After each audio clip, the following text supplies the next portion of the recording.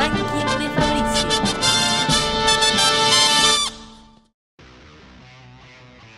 Shows buenos para nada.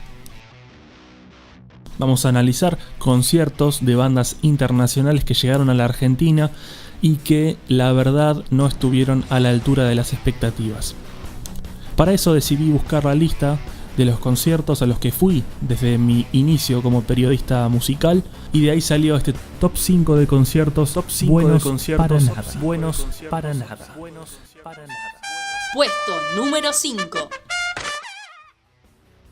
En el puesto número 5 tenemos una visita muy esperada que se dio en 2013, una banda de las históricas del heavy metal, una banda británica que volvía a pisar suelo argentino. Esta vez el grupo venía con el repaso de uno de sus más grandes discos, que justamente este año cumple 30 años. Estamos hablando de Seventh Son of a Seventh Son, y la banda es Iron Maiden.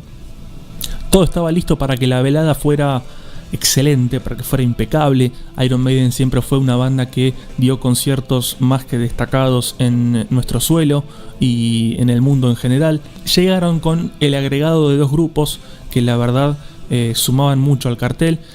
En primer lugar, Ghost, una banda que se estaba todavía desarrollando y que estaba creciendo y que daba su primer concierto en la Argentina.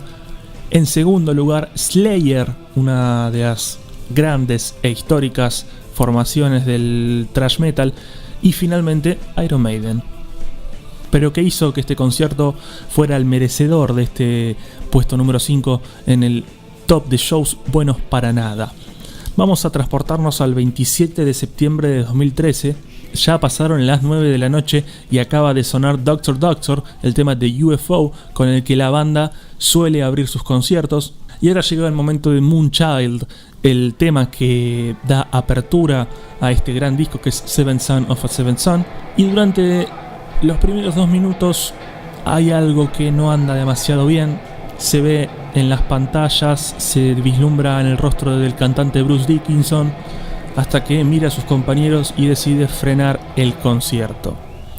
Todo esto frente a una cancha de River que estaba casi en las 50.000 personas, con un campo totalmente agotado, y durante casi media hora el show no vuelve a comenzar. ¿Qué fue lo que pasó? Las vallas que contenían al público frente al escenario cedieron, y por ende Bruce Dickinson lo vio y dijo: paremos esto acá porque si no va a haber una tragedia. Lo que llevó al cantante a hacer un montón de morisquetas, a tratar de que el público se entretuviera en este inicio poco coartado del show. Bruce empieza a pedir por un traductor para explicarle al público justamente qué era lo que pasaba.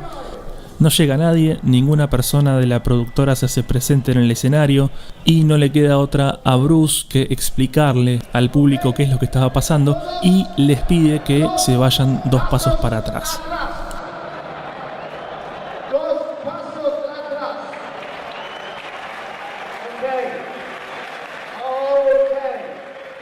Durante esa casi media hora, Bruce Dickinson toca un solo de batería, algo prácticamente inédito, una perlita. Nico McBrain, el baterista de Iron Maiden, hace lo mismo, y el cantante incluso llega a interpretar con su boca y sus dedos la obertura de William Tell. Todo esto para que el público se calmara y entendiera que había algo que estaba ocurriendo y que los sobrepasaba a Iron Maiden como banda, y que comprendieran que algo de fuerza mayor estaba ocurriendo. Todo esto sumado a las poquísimas puertas de salida que estaban abiertas en River al finalizar el show, y a la venta de alcohol por los barras bravas del club. Por eso fue que luego de este recital, por varios meses en River Plate no hubo conciertos. Así que fue un show que tenía todo para hacer 10 puntos. De hecho, la banda la rompió en el escenario, esto hay que decirlo. Pero se vivieron unas 2 horas de intenso nerviosismo por parte de la banda y por el público, porque nunca se sabía si el concierto se iba a suspender de vuelta, si iba a postergar o qué iba a pasar. Por suerte nadie resultó herido, lo cual lleva a recordar un poco con humor, incluso, gracias a Dios, que fue una noche tremenda para el metal, pero que la verdad el show en sí, y yo considero que los conciertos no solo pasan por lo que haga la banda sobre el escenario, estuvo un poquito accidentado. Puesto número 4. En este puesto venimos un poquito más para adelante. Estamos hablando de un recital que se dio el 6 de marzo de 2018 en Maquena Cantina Club en Palermo. Un recital casi de culto que se llevó a cabo un día antes de la presentación de Foo Fighters y de Queens of the Stone Age en el estadio de Vélez. ¿Qué fue lo que pasó la noche del 6 de marzo en Palermo? Johnny Kaplan, un músico estadounidense que ya había venido a la Argentina y que tiene entre las filas de su banda al músico Rami Jaffee, el tecladista de Foo Fighters, anunció con bombos y platillos la presencia en ese concierto de el guitarrista de Foo Fighters, Chris Shiflett, y de muchos invitados sorpresa. Así lo confirmó en una entrevista con la emisora Vorterix justo un día antes del concierto, y además dejaba la puerta abierta para que otros grandes invitados sorpresa se sumaran a esta noche, con lo cual las entradas para el concierto volaron al instante. Más de 200 personas acudieron a este recital, sobre todo por los rumores que el propio Johnny instauró de que iba a haber más invitados especiales, de que más gente de los Foo Fighters iba a subir al escenario y de que habría grandes sorpresas, cosa que la verdad no ocurrió en ningún momento. Y más allá de que el show, que duró poquito más de una hora, estuvo a la altura de las circunstancias, se veía en las más de 200 personas la tristeza, el poco entusiasmo ante la no aparición de Chris Shiflett, guitarrista de Foo Fighters, que Johnny Kaplan había precisado que iba a estar, y ante la ausencia también de otros músicos que no participaron de la velada. Cabe destacar que 3 años antes, en 2015, Johnny Kaplan había prometido lo mismo, pero en The Roxy Live, y había sido catalogada como una fiesta sorpresa de alguna forma, con una cantidad infinita de invitados especiales, también en el marco de una visita de Foo Fighters a la Argentina, pero nadie subió. Por eso le damos a Johnny Kaplan nuestra mención honorífica del músico más vendehumo que haya llegado a la Argentina en los últimos años. Puesto número 3. En esta posición tenemos a un festival que se realizó en Argentina en 2013 y que desde el año anterior se venía promoviendo como, escuchen, el festival más grande de la historia, que se iba a dar en Costanera Sur y que tenía a artistas como Pearl Jam, The Black Keys, Queens of the Stone Age, Two Door Cinema Club, Hot Chip, Alabama Shakes, Kaiser Chiefs, Massacre, Richard Coleman, Catupecu Machu, The Hypes, Utopians, Humo del Cairo. Uno se puede preguntar, con semejantes bandas, ¿qué es lo que puede salir mal? Bueno, básicamente todo. Fue un festival programado de una manera bastante poco usual y ahora explicaremos por qué. Una celebración que debería haber sido suspendida, postergada, o en la que se deberían haber tomado algunos recaudos mayores a la hora de hacer un festival de la siguiente manera, y que es promovido como el festival más grande de la historia. La primera gran decepción tuvo que ver con la venta de entradas, que llevó a que meses antes miles y miles de personas hicieran de todo para conseguir su ticket, que recordemos que en ese momento no estaba para nada barato, hasta que días antes del festival las entradas se empiezan a regalar en shoppings, en emisoras de radio, en emisoras de televisión, aparecen 2x1, todo esto de una manera indiscriminada, con lo cual ya teníamos un gran sector del público que estaba muy enojado porque habían pagado el precio original para ver a Pearl Jam, a Queens of the Stone Age, y que ahora se sentían estafados por haber pagado un precio muchísimo mayor. Cuando uno compra una entrada anticipada, en realidad espera lo contrario, pagar lo mínimo posible, gracias a esto de la anticipación con la cual uno adquiere su ticket.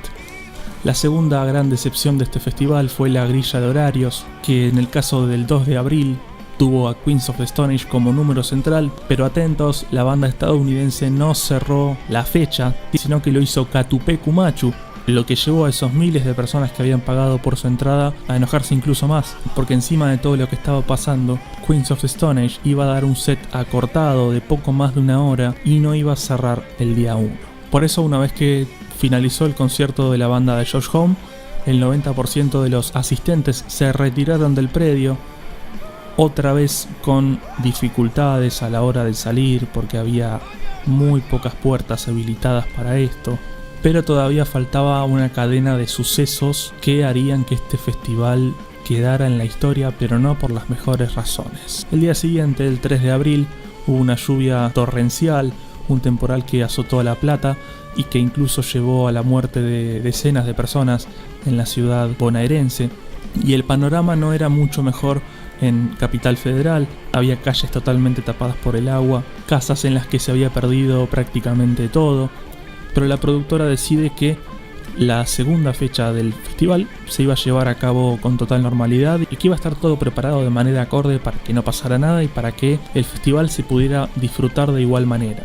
Uno puede imaginarse que ante un temporal semejante el predio estaba preparado, que la productora había tomado en cuenta estas cosas y que de hecho había por lo menos un piso protector para que nadie se resbalara, para que la gente no tuviera que pisar sobre el barro, pero no fue así. Literalmente el predio de Costanera Sur fue un lodazal y, sacando algunos lugares específicos y algunos poquitos metros de piso, el resto fue barro. Pero barro al nivel de no poder moverse, de incluso ver a Pearl Jam y no poder ir al baño, no poder moverte de tu lugar porque estabas con los pies directamente enterrados abajo de una gruesa capa de centímetros de barro, y que literalmente si te movías tenías que agarrarte de alguien más para que te ayudara y para que no te cayeras en el barro. Así que imagínense la cara del público, y por suerte los argentinos somos bastante piadosos y bastante fieles a nuestras bandas, que este tipo de cosas muchas veces nos las olvidamos o tratamos de que no nos empañen el recital que fuimos a ver. Pero la verdad que fue uno de los festivales peor organizados en los últimos años en la Argentina. A todo esto, unos días después, la propia productora sube fotos del barro y de la gente, entre comillas, disfrutando mientras se trasladaba de un escenario a otro, nadando prácticamente en un lodazal, en lo que fue casi una especie de burla para los que habían pagado su entrada y para los que habían ido, en muchos casos, desde lejos, y que no solamente se encontraron con el barro, sino también con una salida bastante complicada del predio. Puesto número 2. Pasamos al puesto número 2 y otra vez regresamos a 2018, en este caso el 24 de marzo de 2018, en el Estadio Único de la Ciudad de La Plata se iba a presentar una de las bandas más importantes de la New Wave, del pop, del rock, de la electrónica, una banda que combinaba todo esto y que tenía decenas de hits y que venía a presentar un show realmente increíble en cuanto a la puesta en escena, a las luces, a las pantallas, al sonido.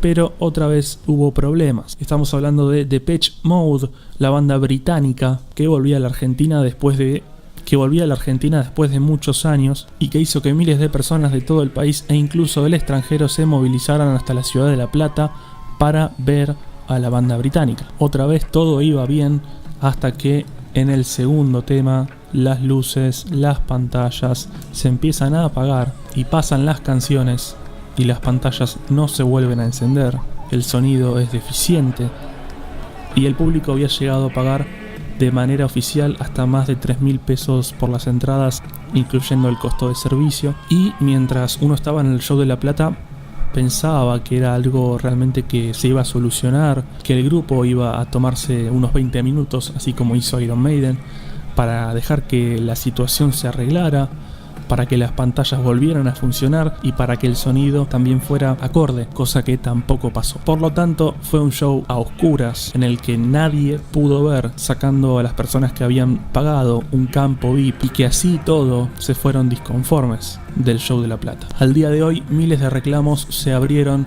en defensa del consumidor contra la productora, que todavía sigue sin dar una respuesta definitiva, que sigue sin devolver el costo de las entradas o al menos un porcentaje de ellas, y que todavía no toma posición sobre lo que pasó en la noche del 24 de marzo de 2018 en La Plata.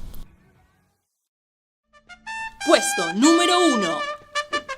Y ahora sí llegamos al primer puesto y se preguntarán qué puede ser peor que lo que acabamos de contar. Y para eso tenemos que volver a abril de 2013, el mismo mes en el cual se produjo este festival, entre comillas, más grande de la historia, donde una de las grandes leyendas de la guitarra, uno de los creadores literalmente del rock and roll, uno de los pioneros de la música que todos hoy amamos, como lo es Chuck Berry, se presentó en el Luna Park. En este caso no tenemos que culpar al sonido, a las vallas o incluso a los temporales, porque al margen de haber interpretado sus grandes hits, como el recordado Johnny B. Good o canciones como Roll Over Beethoven, realmente Chuck Berry no estaba en sus cabales, estaba en un estado senil en el cual directamente no podía tocar la guitarra y su familia lo había empujado de una manera inescrupulosa a realizar esta mini gira sudamericana en la que incluso Chuck no recordaba cómo eran los acordes de sus grandes canciones y que más que bronca, más que furia, generó pena porque no era la forma en la que nosotros queríamos ver a Chuck Berry, no era la imagen final que queríamos llevarnos de él,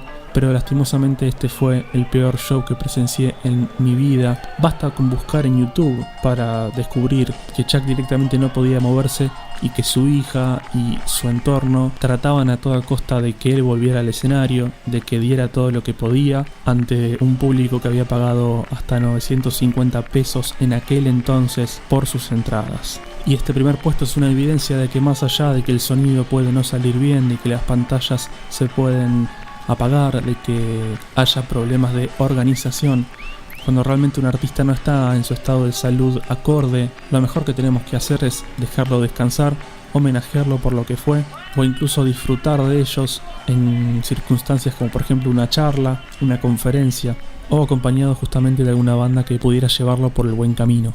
Estos fueron mis 5 shows buenos para nada. Los espero la próxima, en donde seguiremos hablando de este hermoso mundo que es el rock.